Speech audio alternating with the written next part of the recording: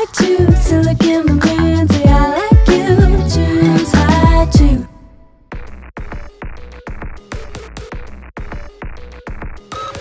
Hi, guys. Welcome to the PHP. I would be Booker. That would be Perez. Happy New Year. Happy 2022. I'm happy-ish.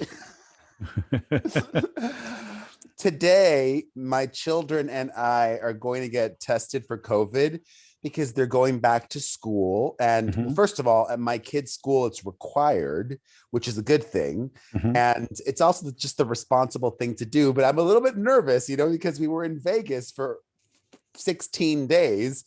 And I have a bit of a stuffy nose and a bit of a scratchy throat. But other than that, I'm not having quote, COVID symptoms. But who knows what COVID symptoms are anymore, because a cold could be COVID. Yeah. And everybody has the Omicron these days. Yeah.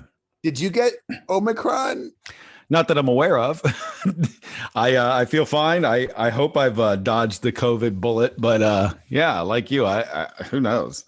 I mean, there's a lot of people that get it and they're asymptomatic, but this is I think a good sign because we're coming to the end. This thing may peter out and everybody could get this, and this may not, affect the unvaccinated that much and could be in good shape. I'm not that optimistic just because I know people that have gotten COVID before they got this one as well. So it could keep mutating and there could be another strain. Well, the thing is, Delta's still out there, though. That's what people are failing to see. It's not just Omicron people are getting. Delta is still here and thriving. That's the one that's a little bit more potent. So, whatever. We'll see. So, but I'm happy to be back. It's nice to miss you, right? It's nice to be missed. And it's nice to miss our audience as well. I had a great time in Las Vegas. I haven't spoken to my therapist in 3 weeks, though. So, but I'll save that all for him. I'm so ready to move to Vegas, but my mom is not. So that's the thing that's like the frustration. Because two things, one, I just don't want to move to Vegas without my mother. Yeah. And two, I don't want to force her to move there and then be unhappy, because that'll be a disaster. So I've really got to get her fully on board before making that decision. But I had such a great time, did so much, saw the Katy Perry residency there, which I loved. Cool. I also got into trouble over it. I didn't think I would get in trouble. I honestly thought this was a good thing, because YouTube has a way that if you take video from a concert, the label, the copyright holder can claim it. Not even they can claim it. It's an automatic thing. YouTube's system, if they notice that you have songs, it will give the money from that video to the copyright holder. So I'm like, okay, let me take videos from the show and it'll help promote the show, because it's doing okay, but it's not like a sellout, right? It's not like Adele or Lady Gaga. There were tickets for opening night available. There were tickets for New Year's Eve available, because it's really expensive too. Oh my God, I got free tickets and ours were, I looked it up, $750. That's not going to last that long if that's what you're charging. A friend of mine. Ridiculous. Well, come on. You're a friend of mine. That's one of my Vegas power gays. He listens to our show. He sent me tickets from StubHub. The resale thing. Yeah. Going below face value. Yeah, they should. If people wanted to buy them, they just buy them. They got to have them for cheaper. So anyways, that's too expensive. That's $750. I could be front row. Okay. And I wouldn't pay $750. That's because that's $1,600 for two people. Get out of here. For Katy Perry. I could have, come on. I could afford it. Right. But for some reason, the max that I'm willing to pay is $500, including surcharges, fees, everything. Yeah. I could swallow $500 for somebody I really want to see, but more than that, no. Anyways, I ended up videoing the whole show, and that upset a lot of people. Yeah, I'm sure. So they're like, take that down. And I'm like, okay, I don't want to cause any drama. I thought it was only helping, but loved. I mean, she's blessed to have so many hits. She does Mhm. all the hits. It was a huge production. It's an expensive ticket, but I've never seen a show this big in Vegas since perhaps Celine Dion's very first residency back in the day, the one that was done by the Cirque du Soleil guy and had like a 50-person cast. It's like huge set pieces for Katy Perry, all these dancers. The music was presented in such a great way with the arrangements, live, no lip syncing. All right, we got it. It was good. It was good. Anyways, I also got sort of invited to Lizzo, but I ended up not going. What do you mean to Lizzo? She has a show there? She did a New Year's Eve concert. Oh. Yeah, and this was so weird. I was hanging out with my bestie in Vegas, and I said, well, my dog's here with us today. I was hanging out with my bestie in Vegas, and I said to him, I want to go see Kristen Chenoweth. You know who she is? Yeah, from Wicked. Yes, she's a Broadway legend. And that was at the Performing Arts Center, and she was lovely. And I kind of, it's like, that's what I was in the mood for. And I knew what I was going to get if I went to see her, like a guaranteed good time and just uplifting. And it was that. And then we just found out that Lizzo was also in Vegas for New Year's Eve. So my friend's very connected, and I don't mind. He was trying to use my name to get us tickets to go see Lizzo. And I got this response back. Oh God, don't make a clip out of this or anything. I'm not old me knows not to do things that young me would have done. Okay. So this is just in our circle of trust. And it's not a huge deal. Anyways, I got a message from the venue and the place, and I'm not even going to mention who, because I'm not trying to cause drama. This is the message that we got. We are not approved to have any reviewers in for the show. So if he wants to attend for fun, personal reasons, I can look into it. But if he's looking to do New Year's Eve coverage of Vegas in some form, or if we think he might run something regardless, we cannot accommodate, unfortunately. Fair. So I would have gone and not done any coverage. But my friend is like, oh, I don't really want to go now. And I'm like, okay, fine by me. So we ended up not going to see Lizzo, but we had a lovely New Year's. We had a lovely time. I love Vegas. How was your break? My break was awesome. Oh, my house flooded again. Oh, no. That wasn't so awesome. We had so much rain in Los Angeles, and long story short, I pulled something out of my drains the size of a fucking mop that was a root, and it was causing the backup. And it was a couple of days of cleanup around here, but that kind of sucked. Outside of that, the break was awesome. Being off for I think I was off 11 straight days, so that was great. Didn't you say you had to work? Well, I worked this past week a couple of days, but I took the weekend. I took the week before Christmas off. So I had 11 days off there in a row. So I worked 3 or 4 last week, and I had a 4-day weekend this weekend. I'm off today. And you didn't go anywhere? No. I'm trying to avoid the coronavirus. You could drive places, and you're vaccinated, you wear your mask and all. Where am I going to go? What am I going to do? What am I going to see? Vegas. You don't like Vegas? I love Vegas. There's just too many people with the, listen, if Kel wasn't, immune compromised, we may do a little more things, but last time she was sick was pretty ugly. I don't ever want to see that again. So I don't mind staying home. Oh, and I saw you were still fostering dogs. Oh, we had a couple of puppies, 2 more that I fell in love with that we had to send back, which hurts every time, but they were lovely. They were such fun. Just pissers though, just pissed everywhere. So that's the second cleanup on top of the first cleanup that was the flood. There was the flood of the dogs and the flood that actually happened. I actually called off a day of work. I have not done that. I can't even remember. I think last time I had surgery, maybe that was 15 years ago, but I actually had to call off because I was trying to keep the water off my property. So yeah, I always say I'm coming to work unless hell or high water. And I got the high water part. So, what about are you ready to have children? Mm-mm. No. they look like so much fucking problems and trouble, and they want to do shit all the time. These puppies are great. I just send them back, and they don't go to college. That's true. Although, you know what? I might get criticized for this.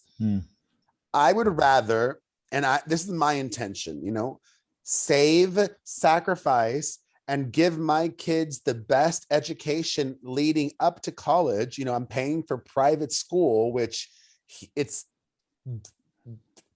dozens of thousands of dollars a year. Right. Sure. And if I can't afford to send them to college, they could take out loans and pay their own way like I did. Yeah. So anyways, we'll get to it. All right. Pouring one out, dedicating our show this week to Betty White. It's kind of comedic timing and not funny, but in the legacy or the role of the funny lady, it's kind of ironic that she would die literally weeks before her 100th birthday, and all this big to-do was happening about her 100th birthday. Yeah. I actually bought tickets with my friends to go see this event at the movie theaters that they're having for her life on January 17th, I believe, before she passed. Do you have any Betty White story? I met Betty once. I do have a story. My friend managed a restaurant in Beverly Hills, and I can't remember the name of it. It's by the Trader Joe's that you like, and it's the one that's outside. It's older. I can't remember, but anyhow, he was the manager there.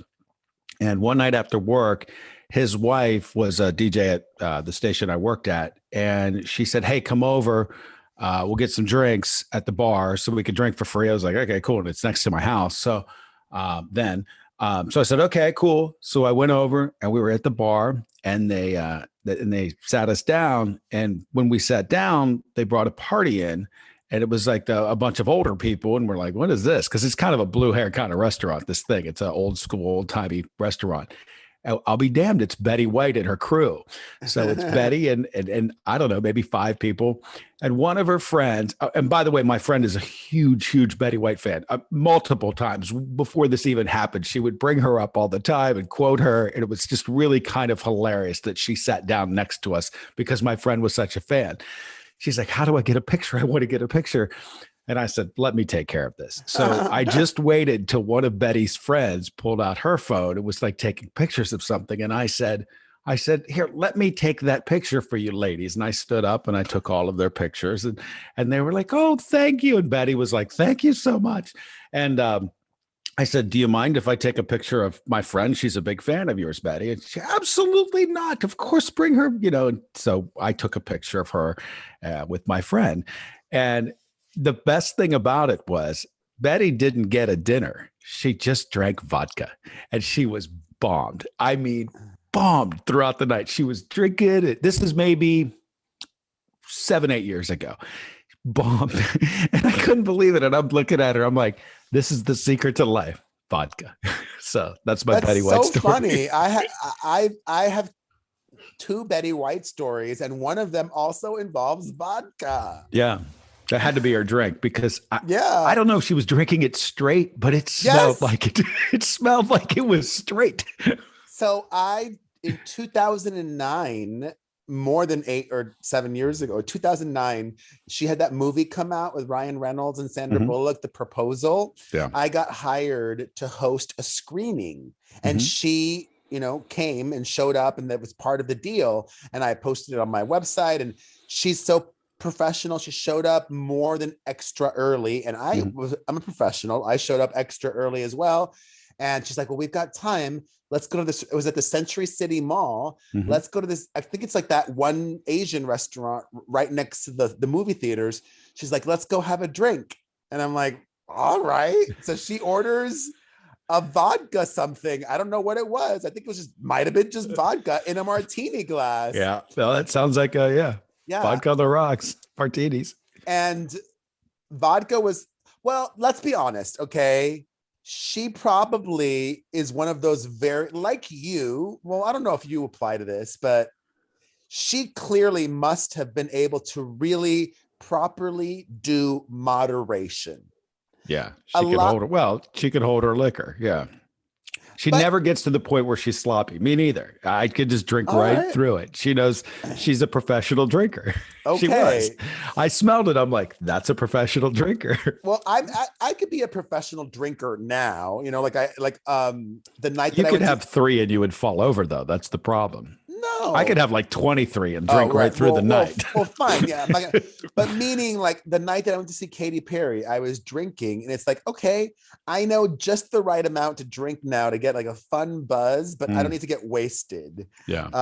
But yeah. And then the second time I met Betty White, I was on that TV show of hers, Hot in Cleveland, which was amazing to get to be on a show that she's a part of and to be at the read through and be on set and watch her work and see everybody just idolize her. So rest in peace, Betty White. We should all be so lucky to live to 99 years old, young, ageless. All right, making headlines. We're starting 2022 and I'm going to make a prediction. I'm making a prediction. We are going to see and hear a lot from Britney Spears this year. She's free and she's healing publicly and making changes and cutting toxic people allegedly out of her life. She started the new year by unfollowing her sister, Jamie Lynn Spears, on Instagram. Gosh, I can't even imagine what like that must be like if you're Jamie Lynn Spears, right? Thankfully, she doesn't live in Los Angeles. Jamie Lynn lives, I think, in somewhere like Tennessee or Louisiana. Like she might have gone to Tennessee for who cares? She lives somewhere there. And you know, you have Britney Spears as your sister and you kind of live a somewhat normal life with your children, but Britney Spears is still your sister and like doing things that directly affect your life. But, you know, Britney thinks that her sister was not a positive influence in her life. And she's letting the world know that in so many ways. Meanwhile, Britney's father, Jamie Spears, is back in court asking Britney to pay for his legal fees, even though the conservatorship has already been terminated. Apparently, Jamie Spears' lawyers or the former conservatorship lawyers are still charging him $1,500 an hour to wrap things up. I have an expensive lawyer, okay? My lawyer charges $500 an hour. There's no need to have a lawyer that charges $1,500 an hour. That's just milking you, or was milking Britney. So I don't know. Do you think Britney should pay for her dad's lawyers or to wrap things up? I honestly don't know what their contract was or what the agreement was when he was part of the conservatorship or what the exit clause was, but I'm sure it's, if he's going to ask for it, he believes that he deserves it, and he probably does. I'll be honest with you. He probably says it somewhere in something. So, you know, that's on her lawyers to prove that it didn't. Well, all right. She's going to fight that, I'm sure, just like she's still investigating dad. And we're going to see what happens there. But over the holidays, one of Britney's former backup dancers spoke out about long before the conservatorship, her team tried and did control her in so many ways. And even before her father, her brother, Brian Spears, was a controlling influence in her life. This former backup dancer says he was on tour with Britney, and Anthony Garza revealed one night specifically while they were doing the Onyx Hotel tour in 2004, Britney had invited her backup dancers to a sleepover, like a little party in her New York City apartment. And her brother, Brian, found out about it and told the dancers not to go. And then Britney got really upset that her dancers stood her up and it was such a big thing and yada, yada, yada. And wonder what happened there. Just trying to control her, not wanting the dancers to get close to Britney. I don't freaking know, but this is like I said, 2004.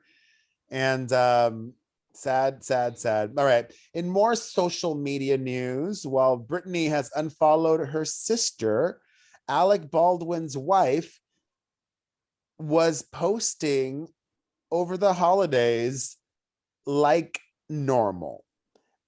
And that upset a lot of people. And that did not upset me. Like, I get it. An awful tragedy happened in October. And maybe, you know, I would think differently if it was Alec Baldwin, perhaps. But it's his wife. And she had nothing to do with that awful tragedy. And she's a social media influencer. It's her job. And not only is it her job, okay? It clearly makes this woman happy. So why should she not do something that makes her happy that's not hurting anybody else? I can't fight with you about this. I agree. I don't know why anyone would expect her not to. It's her being, if you will. That's what she does. And it makes her happy and it does not hurt anyone. But people were upset that she was sharing photos from Christmas and all of the gifts the kids got. Well, and people are always unhappy on the internet. Yeah. And people even were upset that they thought it was guns, or I don't even know what. They did not get guns. They got Ghostbuster toys, like proton shooters or whatever, like to kill ghosts. It was not guns. Right. They got the proton pack. Yeah, exactly. And that upset people. And who cares? Yeah, it did not upset me. Also, Dwayne "The Rock" Johnson responded to this Instagram post that Vin Diesel posted publicly, asking him to come back to the Fast and Furious franchise. And I love it. The Rock said that it was just a manipulation tactic from Vin Diesel because they had spoken privately, and The Rock told Vin Diesel that he was not going to return. And when he didn't get the desired outcome, Vin Diesel took to social media to like try to get him on board, and it didn't work. And I love that The Rock he didn't take to social media. He was asked about it in an interview, and he responded. He said, quote, "Vin's recent public post was an example of his manipulation. I didn't like that he brought up his children in the post, as well as Paul Walker's death. Leave them out of it." And he goes on and blah, blah, blah, blah, blah.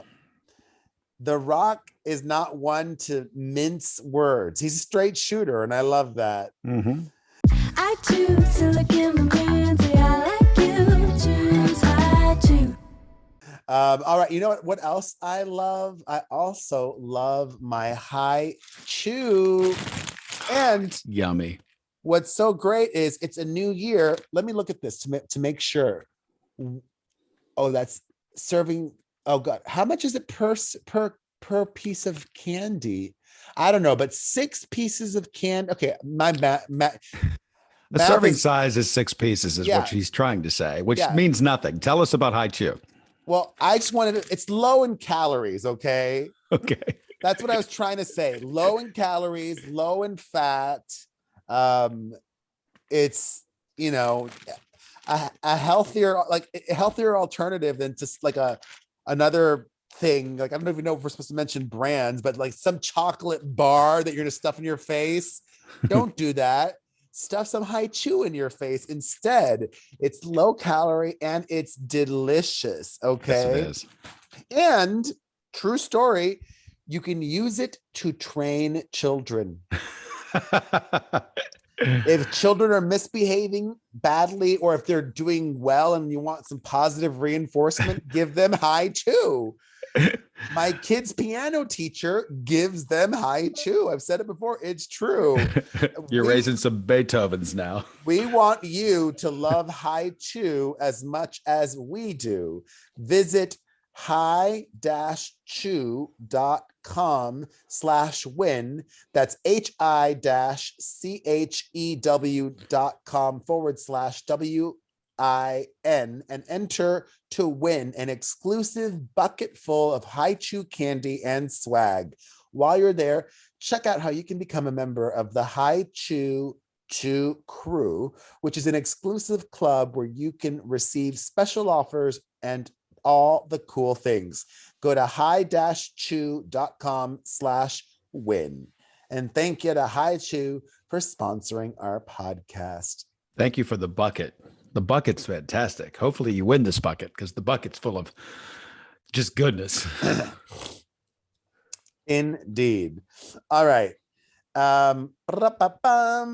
New year, new girlfriend for Kanye West. I love it. He is still wanting to get back together with Kim Kardashian, but he's also going from woman to woman to woman. I think in early December, he was with a model. Then mid-December, he was with a different model in Texas. He went to some party in Texas. Have fun, enjoy yourself. Then at the end of December, this was actually shocking to me. He was going out on a date with a non-model, an actress. Oh, slumming. In her 30s. Oh. In her 30s. Ew.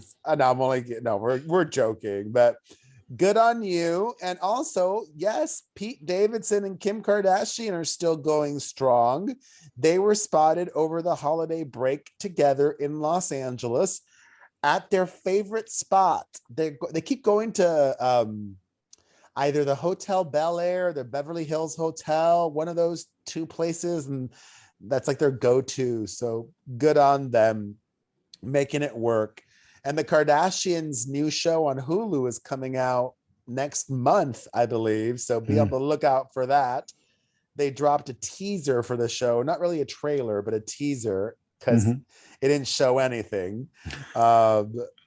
But some people actually are excited about it. Like, they've laid out all of these plot lines. It's they got plenty of content to wrap up and let us in on. So I mean, yeah, I guess if you're a fan, why wouldn't you be?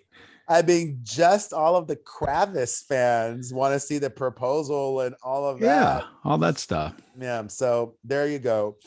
Also, speaking of relationships, JoJo Siwa, I don't even know, they might have broken up as a result of this, but when you are in the public eye and you're very popular, the person that you date to many people is a reflection of you, and they instantly get some level of notoriety themselves. Yeah. JoJo's got a new girlfriend, this social media star named Katie Mills, that a lot of people don't like, and all of these in their minds problematic things resurfaced recently, such as her being a Donald Trump supporter, which a lot of people were, her saying transphobic things and all of these other things and yada yada yada.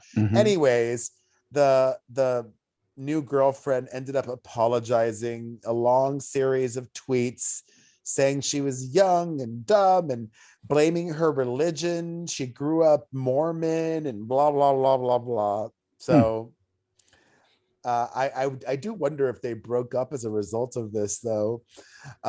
In more couples news, Nene Leakes, formerly of the Real Housewives of Atlanta, her husband Greg died of cancer in September, and then in December she went public with her new boyfriend.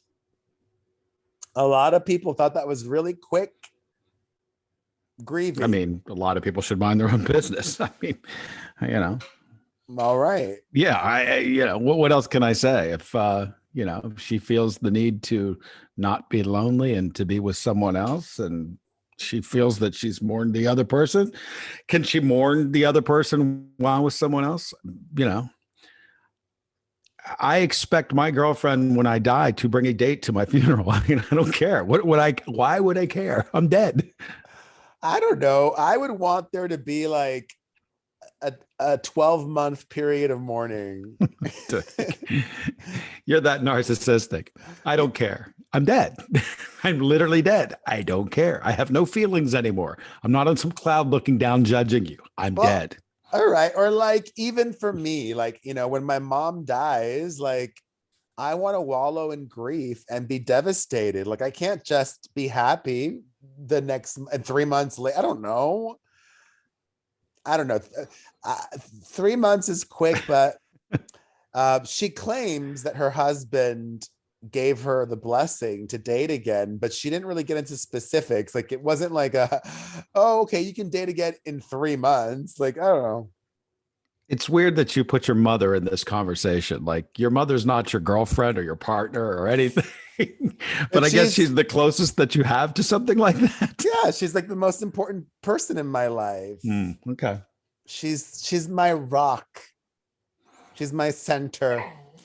I mean, that's probably not true. I'll probably you have to put on a brave face for your kids and make sure that they're happy and all of that. You do whatever you need to do. I talked to my therapist about that actually recently. Your 40s are a very interesting time of adulting, because a friend of mine, his mother passed away recently. And I'm like, God, I'm entering that phase in life where my friend's parents are really starting to die now. Yeah. And I've got children. So it's like both extremes. Like, you have parents dying and young children, and you have to deal with it all. And that's life, positive and negative, light and dark. And anyways, my mom had a great day and a half in Vegas without me yesterday and today. She went to this buffet with my sister. My mom, your mom loves a buffet. Well, I think that's amazing, right? Like in Los Angeles, she's so sheltered and scared and like doesn't do anything. We get her to Vegas, she's going to buffets, she's hitting the slot machines, she's living it up. So, great. She's vaxxed, boosted, and she double masks as well. That's good. So not just one mask, but 2. All right. In more couples news, from Nene Leakes over to Tori Spelling. Tori celebrated New Year's apart from her husband of over a decade, Dean McDermott.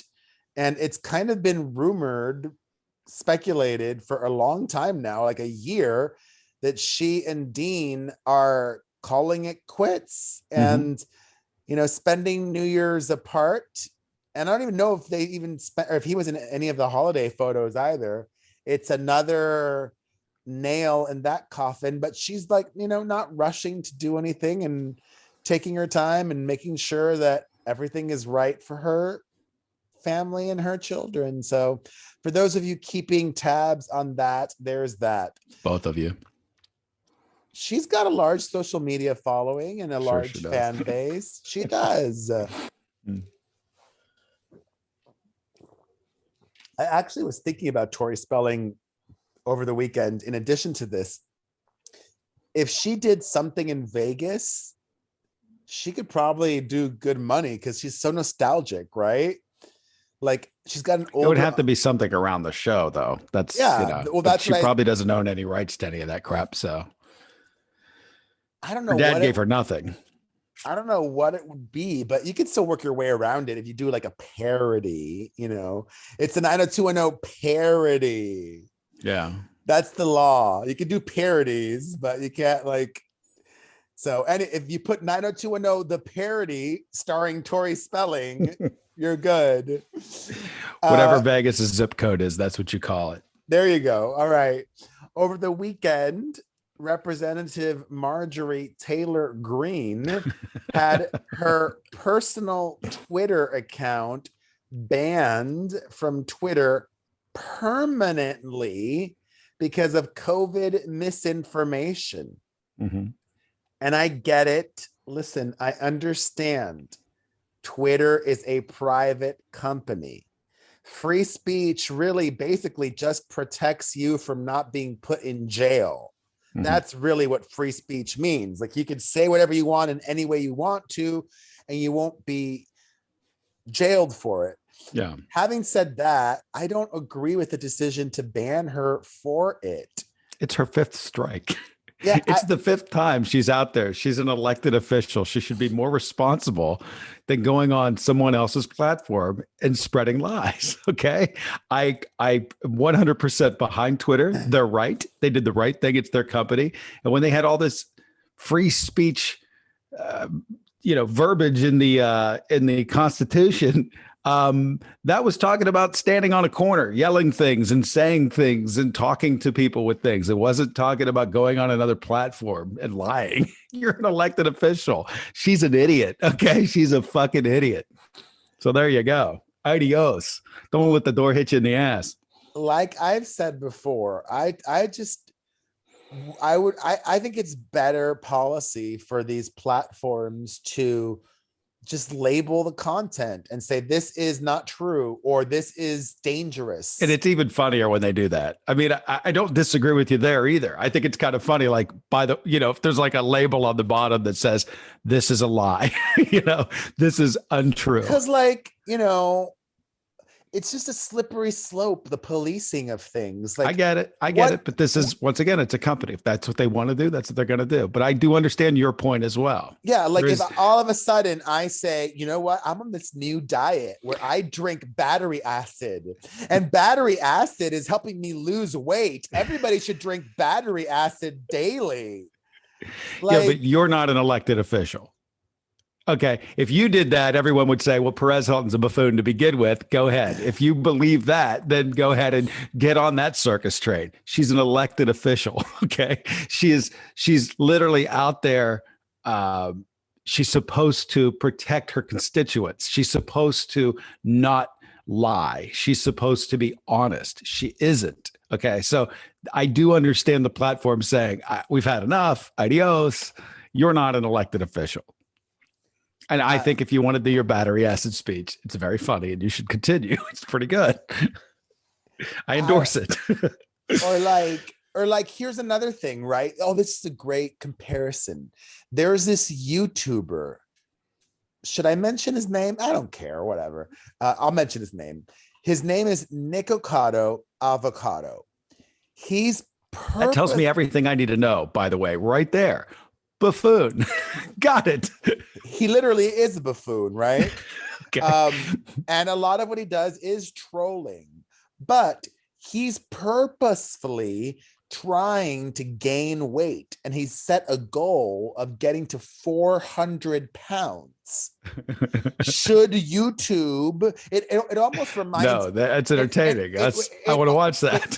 It almost reminds us of the conversation we had about that other YouTuber, Eugenia Cooney, the one that's very thin, right? Yeah. It's an opposite extreme. And what I said about that one was, I don't think she should be banned from YouTube because she's very thin. And I don't think that Nikocado Avocado should be banned from YouTube because he's trying to get to 400 pounds. Either do I. I want to watch that. I don't want to watch that, but a lot of people do want to watch. Of course they do. It's crazy. His views have gone up. I'm interested. I'm already interested. I just don't want, I don't waste a lot of my time on YouTube with stupid shit like that, but it's a funny concept. I mean, I get why people would go and check in on it. Why not?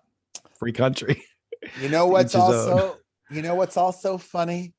Perez Hilton talking about sports. Let's do it. Let's do it. Come on. This should be good. All right. I'm sure you saw that big football moment yesterday or Sunday when that Buccaneers player Antonio Brown had a moment during the game. Did you see this? Yeah. Were you watching the game? I wasn't watching that game, but I got the news afterwards, and then I went back and saw the footage. What? Okay. So what triggered? Okay. So wait. So the moment was something happened. He took his shirt off. He was frustrated. He took his shirt off and then left. He was benched. Oh, that was what happened. He was benched. Yeah. And that triggered him. He's on Tom Brady's team. He's the guy that Tom Brady brought in. He's an ex-Steeler, this guy.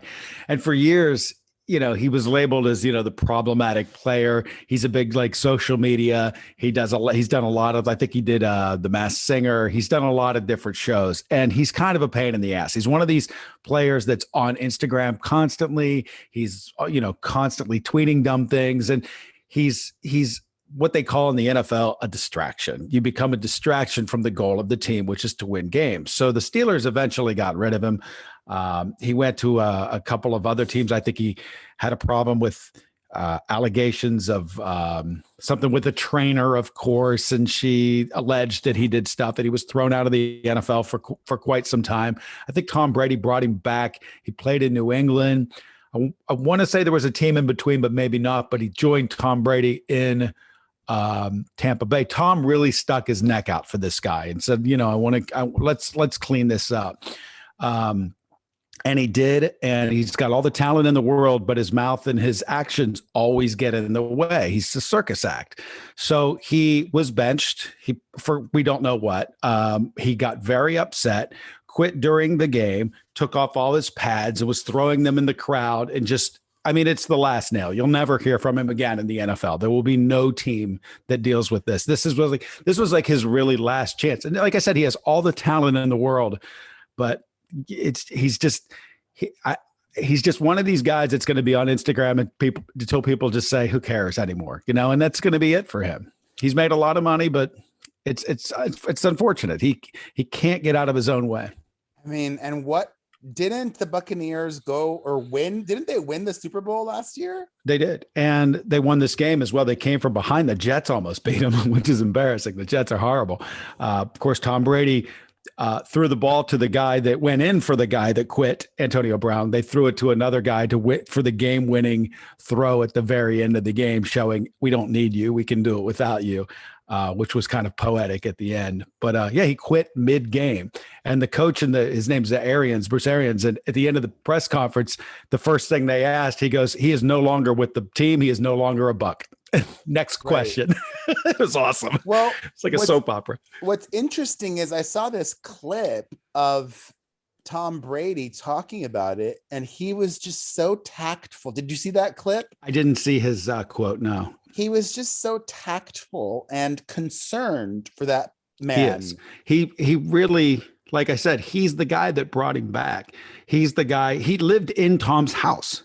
Like Tom brought him into his house in Florida. He lived there. Oh, wow. So he really took him under his wing and stuck his neck out for Antonio Brown. And this is what Antonio Brown does to really kind of repay Tom, acts like a buffoon during a game. Like if you want to quit, it's one thing. And if you want to act up, it's one thing. But taking off your pads and everything and throwing them into the crowd, it's like the ultimate disrespect that he could do for Tom Brady. A lot of people, we don't really know, but a lot of people are speculating that it might be a mental health crisis. Could be. I don't know what the deal is with this guy, but he's just, like I said, it's become a circus act. And, these teams are serious. They want to win. They really want to win. That's the goal.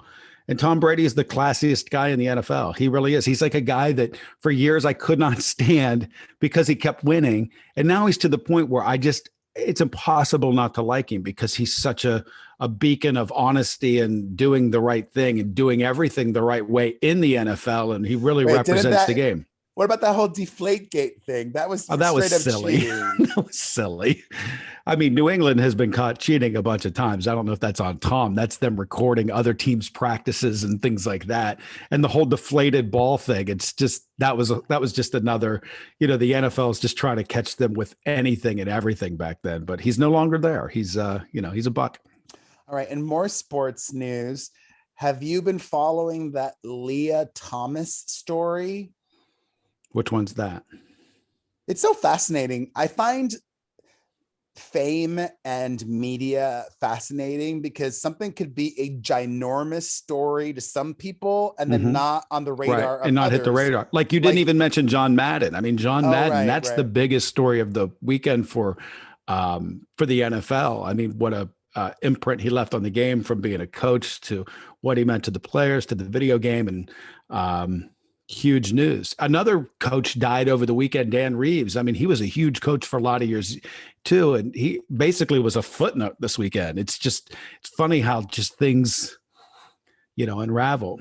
Leah Thomas is this college swimmer who is a trans female at UPenn, meaning at birth she was assigned male. So biologically, when she was born a man. Okay.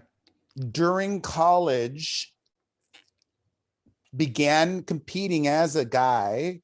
Then I think like junior year or something, transitioned, and then or sophomore year or something like that, and has now come back and is now competing as a woman against women. And this story is like huge in certain circles. And I don't even know.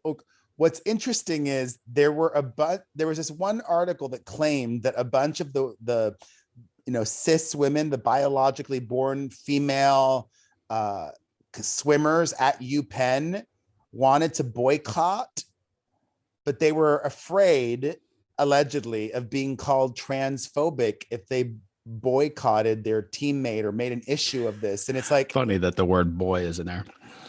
Right.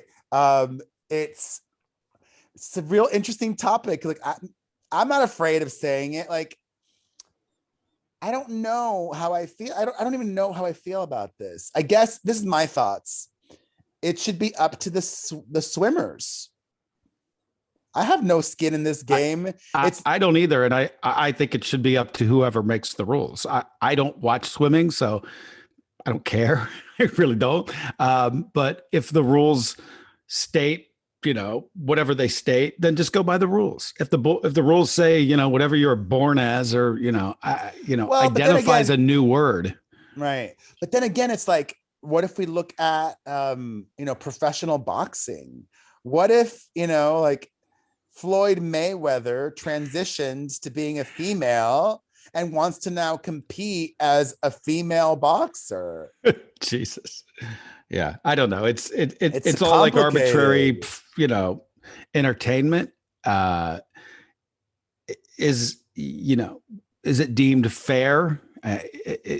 I don't know. I mean, once again, that's their battle. If they want to fight it, I don't watch swimming. I don't care. Yeah. Did you watch boxing? Not really. No. I'm more of I love female boxing. What about the Floyd Mayweather as a female thing? That's interesting. Yeah. What would your pummeling other people? I like to see him get his ass beat, but there's some women boxers that could really kick ass. I mean, so I don't know. Might be interesting. If a woman from a higher weight class could go at him, I'd like to see that. My son yesterday, when we were driving back from Vegas, randomly asked me about boxing. I don't even know how or why, but yeah. All right. An update on Chris Noth. I don't know if I mentioned this last time. Maybe I'm having a brain fart. He got fired from that TV show, The Equalizer, so he's no longer a part of that. Also, some people are very easily triggered. There was a trailer for this new season of The Real Housewives of New Jersey, but it's also a good thing, I guess. Like, those housewives still have a very passionate fan base and group of people that watch their shows. I asked a question and I said, should the housewives be canceled? Like, they've literally been on TV for like 15 years. Reality shows aren't meant to be on for that long, just like the Kardashians. Yeah. And then people were like triggered and like, you meant to be canceled a long time ago? Blah, blah, good blah. counterpoint. I like that. Who cares? You don't watch. Why would you worry about if it needs to be canceled or not? Well, I don't know. They got to put something on those channels. They have different incarnations of it. If people are fans and, people watch, Trying to like cancel a show is silly to me. Just to watch. Cancel it yourself in your own mind. No, I'm not trying. No, I'm saying it to those people, not to you. I'm saying it to them. I'm not trying to get it canceled. Yeah, I think that's what they're implying, that you are. No, I'm just like you have that much power to get anything canceled. Yeah, no, I don't want people out of their jobs, but I'm just like surprised it's still on the air. All right. I've managed to miss 15 seasons of it, and I'm doing just fine. Like, okay, here's like a taking of the temperature. The Real Housewives of Orange County. That's the oldest one in the franchise. Mm-hmm. Do any of our listeners or viewers watch the Real Housewives of Orange County still? Oh, it's still on? Yeah, it's still on. I didn't even know that. Okay. I'm sure they do. And what's the appeal? Like, why do you stay watching that one? Because it's just people that you're comfortable with. I mean, my mom sits and she watches QVC all day long because she thinks those people are her friends. Okay. I mean, it's just you form it's like people listening to this show. You form a relationship with people. You're comfortable with it. You like the comfort that it gives you. I mean, that's it. That's every show. You form alliances with certain people and you hate other people on it. And there you go. That's the magic. All right. And finally, Chris Tucker was trending a couple of days ago because Ice Cube revealed that he wanted to offer Chris Tucker $10 to $12 million to do another Friday movie, but he turned it down for religious reasons. He didn't want to cuss or smoke weed on camera anymore. All right. He seems a little long in the tooth for that role anyhow. But, this could be one of the reasons why Chris Tucker is having financial difficulties. Oh, is he? I met him once. What a nice guy. God, he was super, super nice. I think I met him with The Rock. Like they came into my radio show, I want to say in Philadelphia. And I was like, how the hell did I get these people? This is amazing. Oh, wow. Mm-hmm. Awesome. All right, let's take some calls. Hi, President Booker. This is Catherine from Las Vegas. Long time listener. I absolutely love you both. You're incredible people with the most amazing opinions. So my question for Perez is, I know there's a lot of opinions going around, but let's just play for fun. If you were Britney Spears' publicist, what would you recommend as her plan right now? Like, what would you say she should do? Should she lay low? Should she start doing interviews? Should she get her music back out there?